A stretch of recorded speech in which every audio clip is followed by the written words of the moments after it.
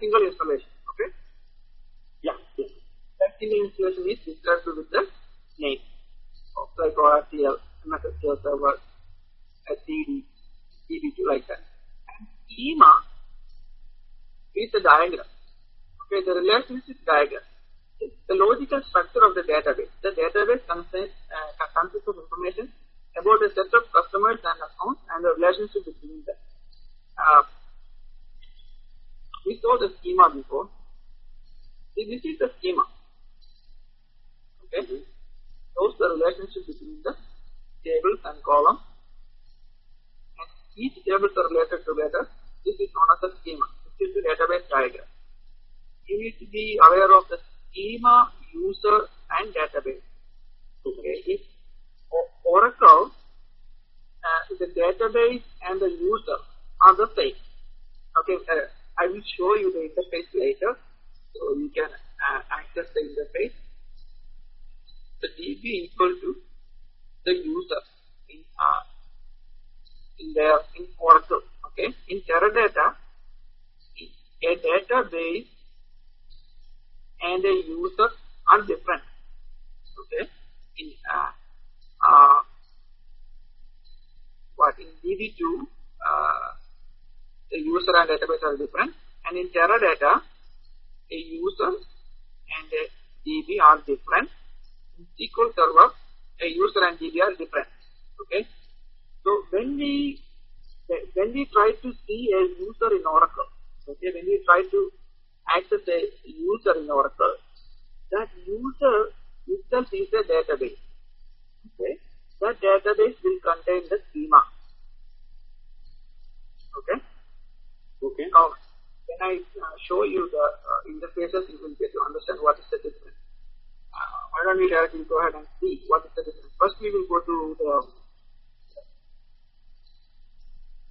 There will be a database and user, schema, in all these things are related. So I was explaining Oracle, these are the states. And the database and the user is kind of state. Okay. And in all other databases, these are not the same. Okay. We will have separate users and separate databases. These are two different.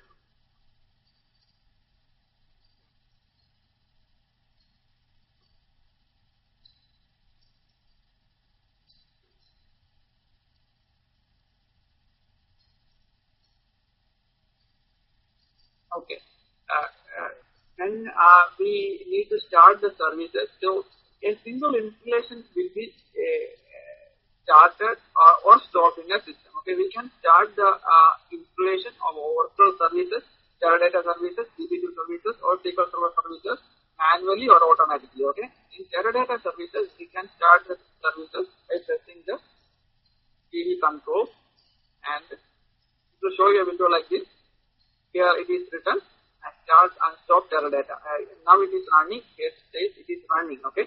So if we can press the stop Teradata like this. Now I am trying to stop the Teradata. It will stop the Teradata system running on this machine.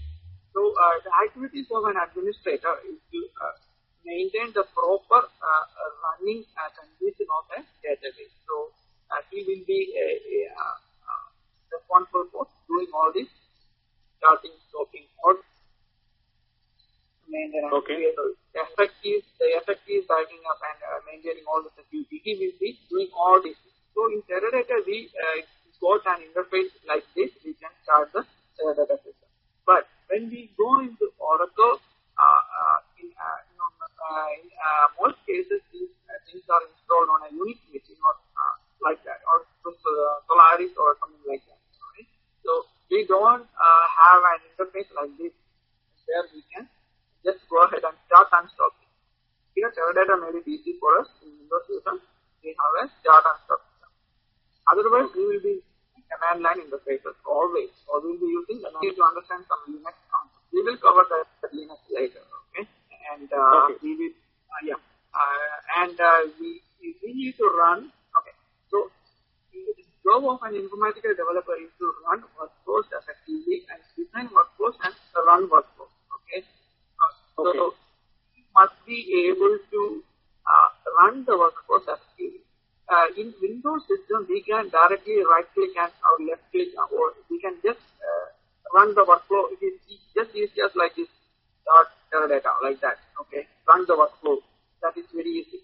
But when your servers are at a Linux machine, you don't have that much user-friendly atmosphere. You will be always having command line. So these command line scripts, these are called scripts. Okay. Scripts are run through something called a cron job. Okay, when you get time, try to go to YouTube and try to study about that. You will cover it in an informatica perspective when you try to study BMC and economics. So these cron jobs, these are kind of schedulers that workflow is scheduled for some time. Okay, that workflow will be automatically run through this script that we will write. So a developer must know how to write the script, how to navigate through the Linux directories, what are the commands, the small commands that are used. Once you get it, that will be very helpful when you start working. So you need to understand the concept of command line code. I'm just telling you, this is because when you get into the workplace, things won't be that much easy like this start system. Okay. And, okay. Start Teradata, and it is starting. It says the state is shown here. Okay, and it is starting here. You can see so this is how we start Teradata. It says it's run started. Okay. And how SQL Server can be started? SQL Server can be started from its general management configuration manager. Okay, SQL Server configuration manager. We will be starting SQL Server. It is currently, it says running.